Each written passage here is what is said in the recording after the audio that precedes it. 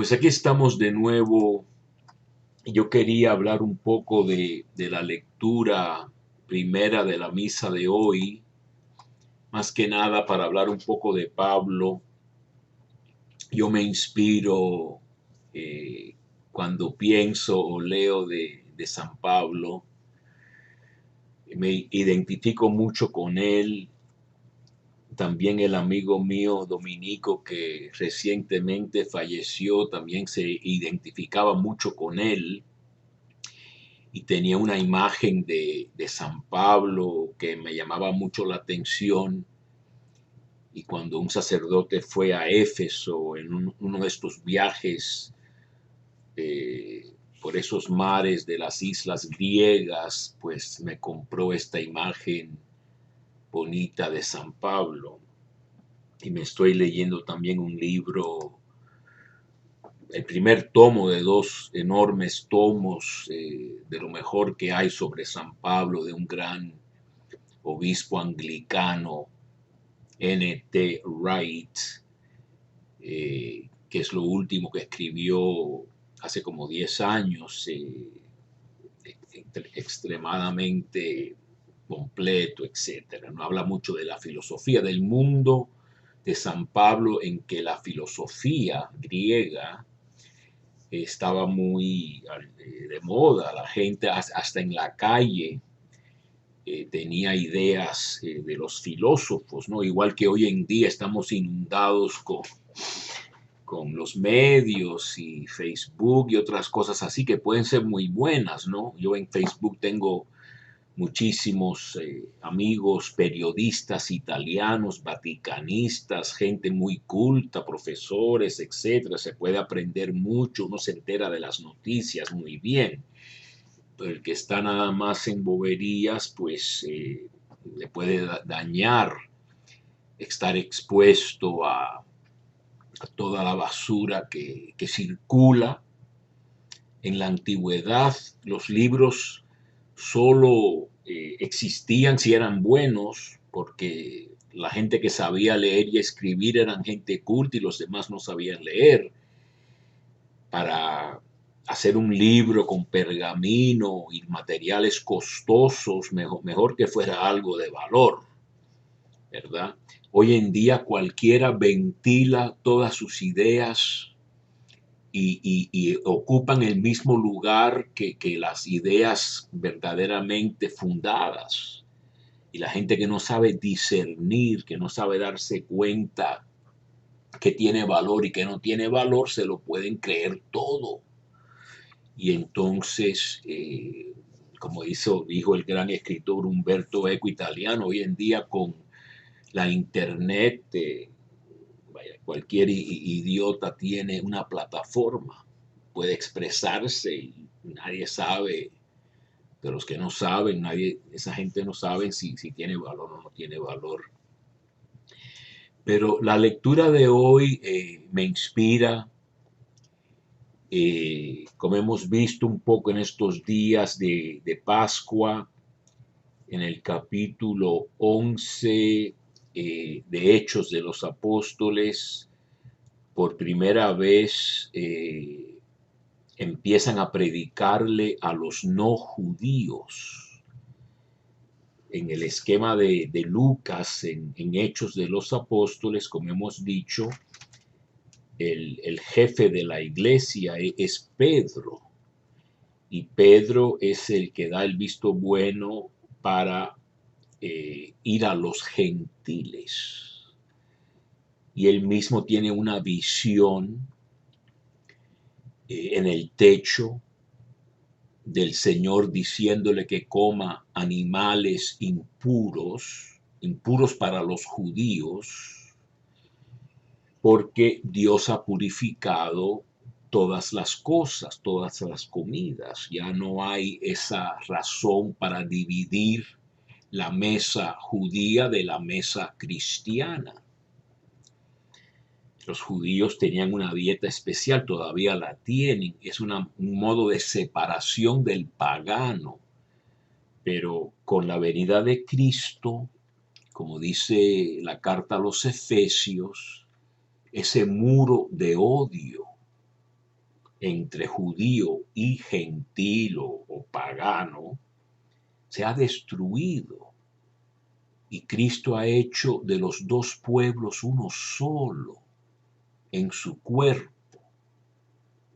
Pero no quiere decir que esas luchas terminaron, que la iglesia tiene que tener el primer concilio en Hechos de los Apóstoles 15 a decidir exactamente si hay que volverse judío para entrar en la iglesia, como querían los fariseos, miembros de la iglesia primitiva, o no.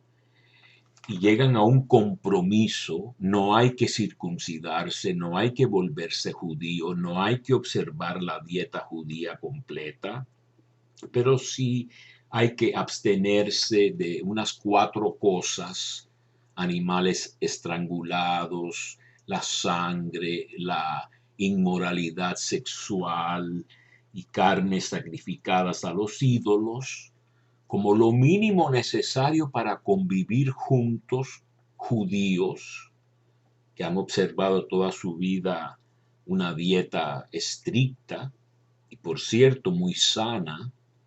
Los judíos suelen vivir muchos, muchos años, ¿eh? Es parte de la sabiduría judía.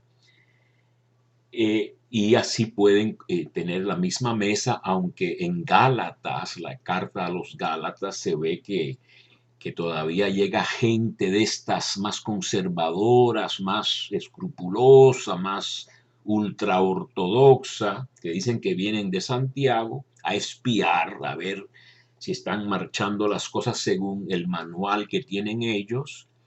Y es cuando Pablo se enfrenta con Pedro, porque el mismo Pedro había caído en eso, lo que llama Pablo hipocresía, de cuando llegaban los más conservadores, se acomodaba a ellos y se separaban las mesas.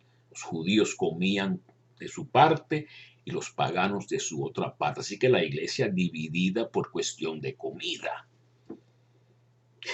Y entonces San Pablo arremete contra eso. Pero a partir del capítulo 11 empiezan a hacer la misión a los gentiles, a los paganos, que tarde o temprano la iglesia se va a volver una iglesia compuesta mayormente, como lo es hoy en día, de gente no judía, sino de procedencia pagana, los bárbaros, los celtas en Irlanda, claro que todas las naciones de América, los aztecas, los incas, en Cuba los siboneyes, arawak, los caribes, todas las gentes que no eran judías entran a la iglesia, y entonces ya hemos en muchos casos olvidado incluso la herencia casi judía, ¿no? Pero empiezan esta misión. Aquí en el capítulo 13 es la misión de Bernabé y Pablo con el concilio de Jerusalén, dice la Biblia de Jerusalén, y en la lectura de hoy llegan judíos de Antioquía y de Iconio y se ganaron a la gente, así que empieza ya la rivalidad entre los judíos que no creen en Cristo y los miembros de la iglesia. Recuerdan que Pablo, un celoso judío, él lo dice él mismo en Gálatas: yo era más celoso que mis contemporáneos por las tradiciones de mis padres, de nuestros padres judíos, y perseguía a la iglesia porque la iglesia era una iglesia de judíos que en ese momento se consideraban herejes por los otros judíos. Igual que después la iglesia toma el poder y empieza a perseguir a su vez a los herejes y a los judíos y a todos los que no entran en la mentalidad de la iglesia, ¿verdad? Incluso conversiones forzadas de judíos en España. Los expulsaron los reyes católicos, expulsaron a los judíos y a los musulmanes. Esas guerras nacionalistas y populistas todavía las tenemos hoy, ¿no? Y la gente a veces, si no sabe la historia, no aprende, no sabe, y se creen que que algo nuevo, un nuevo Mesías político va a surgir.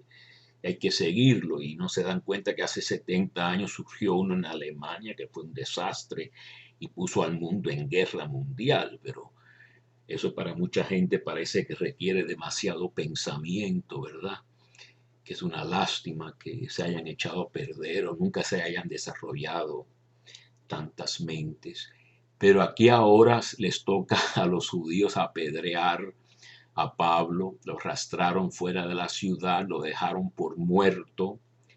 Entonces los discípulos fueron a él, lo levantaron, volvió a la ciudad y van a otra ciudad, a Derbe, ahí predican. Después vuelven otra vez a Listra, a Iconio y a Antioquía, al mismo lugar donde los habían perseguido. Así que el cambio en Pablo es enorme, ¿no? La conversión de Pablo, vio al Señor, que le dice: ¿por qué me persigues? ¿Quién eres tú, Señor? Yo soy Jesús a quien tú persigues cuando persigues a los miembros de mi cuerpo. Animando a los discípulos y exhortándolos a perseverar en la fe, diciéndoles que hay que pasar por muchas tribulaciones para entrar en el reino de Dios.